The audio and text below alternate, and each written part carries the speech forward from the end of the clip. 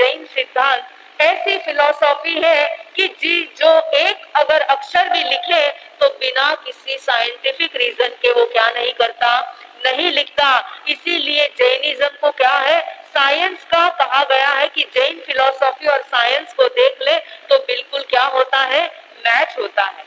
और इसी के अंदर आपने आज तक ज्ञानावर्णीय, दर्शनावर्णीय, वेदनीय ये सारे नाम आज सुने थे। कभी आपका चिंतन चला कि इनको इसी सीक्वेंस में क्यों दिया गया? कभी आपने सोचा इस बारे में? सोचने का क्या महाराज साहब, अगर आप बताएंगे तो सुन लेंगे, नहीं बताएंगे तो वाह, जो भगवान ने बताया है सुन रहे हैं, जीवन को निकाल रहे हैं। भगवान ने क्यों ऐसा दर्शनावर्णीय पहले नहीं दिया और ज्ञान बाद में क्यों नहीं दिया? पहले मोहनीय को क्यों दिया? ऐसे जो सीक्वेंस बताई है उसका भी एक ठोस रीजन है। हमारे जैन सिद्धांत में बताते हैं कि ज्ञानावर्णीय और बाद में दर्शनावर्णीय, क्योंकि आत्मा के सबसे अगर मेन गुण है तो वो है ज्ञान और दर्शन। मैंने पहले भी कहा था ज्ञान और दर्शन और आत्मा की जोड़ी कैसी है, अटूट जोड़ी है, त्रिकालिक जोड़ी है। निगोद में जीव है तो भी उसको ज्ञान दर्शन रहेगा, वो संसार में कर्म के साथ जुड़ा हुआ है तब भी रहेगा, और जब वो मोक्ष में चला जाएगा तब भी उसके साथ क्या जाएगा, ज्ञान और दर्शन। ज्ञान और दर्शन है तो वो आत्मा है, और आत्मा है तो उसको ज्ञान और दर्शन रहेगा ही रहेगा। तो ज्ञानावर्णीय लिया पहले और उसके बाद में दर्शनावर्णीय। अब जब ये आत्मा है, ज्ञान से वो जानती है और दर्शन से आंखों से देखती है। इन दोनों को जब ज्ञान से मैंने जाना और आंखों से देखा, उसके बाद में तीसरा कर्म कौन सा है, वेदनीय। मैंने अच्छे के साथ सुख किया और बुरे के साथ मुझे क्या हुआ, दुख हुआ, तो मैंने साता और असाता का क्या कर लिया, बंद कर लिया, तो वेदनीय कर्म। उसके बाद में जब मुझे सुख आया तो उसके साथ मुझे राग हो गया, और दुख आया तो उसके साथ क्या हो गया, द्वेष हो गया। तो चौथा कर्म कौन सा आया, मोहनीय कर्म। ज्ञानावर्णीय, दर्शनावर्णीय, वेदनीय, मोहनीय। अब जब ये चारों एक साथ चल रहे थे, इसी के बीच में ये करते करते मेरे किसी न किसी समय में आयुष्य का क्या हो गया, बंद हो गया। तो पांचवा कर्म कौन सा आया, आयुष्य कर्म। अब जब आयुष्य मिला, अब देखो सिद्ध और संसारी में क्या फर्क है। आप सिद्ध की सवैया बोलते हो ना, सिद्ध का जो पाठ बोलते हो उसमें क्या बोलते हो, जहाँ जन्म नहीं, जरा नहीं, मरण क्या है, क्रोध नहीं, काया नहीं, वहां पर क्या आता है, जहाँ जन्म नहीं, जरा नहीं, मरण नहीं, मृत्यु नहीं, रोग नहीं, शोक नहीं, काया नहीं, कर्म नहीं, वहां पर मतलब वहां पर क्या नहीं है, ये शरीर ही नहीं है तो बाकी सारी चीजें क्या हो जाती है। मतलब जब मुझे जन्म मरण ही नहीं मिल रहा है, जन्म ही नहीं मिल रहा है, तो आगे की सारी बातें क्या हो जाती है, खत्म हो जाती है।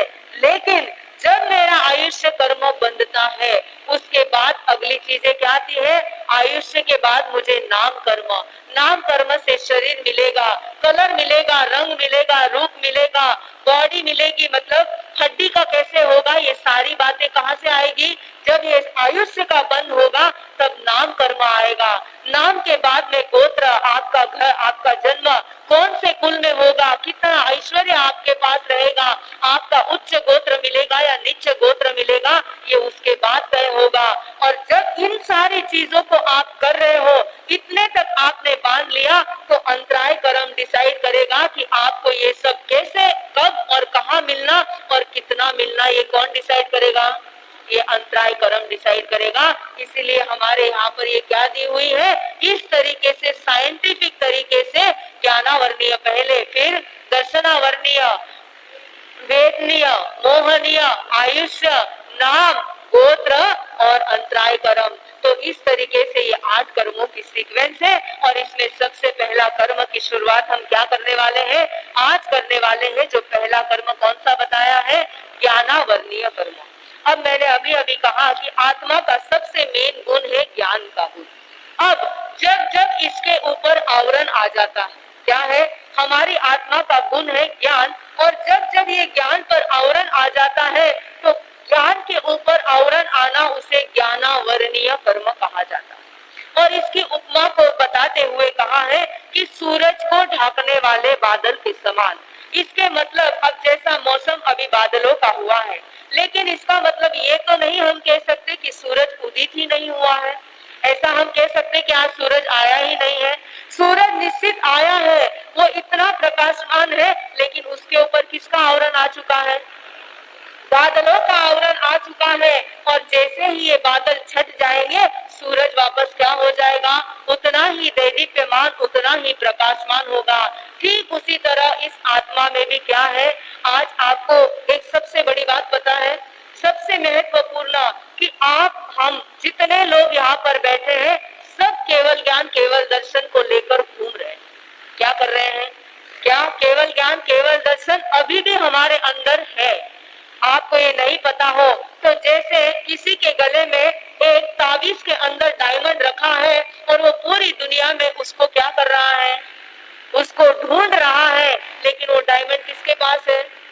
उसके खुद के पास है। उसी तरह ये केवल ज्ञान केवल दर्शन अभी भी इस समय हमारे पास है, लेकिन ये ज्ञान के ऊपर क्या आ चुका है?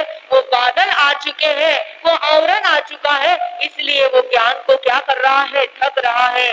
जिस दिन एक दिन ये करते करते कर्म की निर्जरा करते करते ये छटेगा, इसी हॉल में बैठे बैठे भी आपको क्या हो सकता है?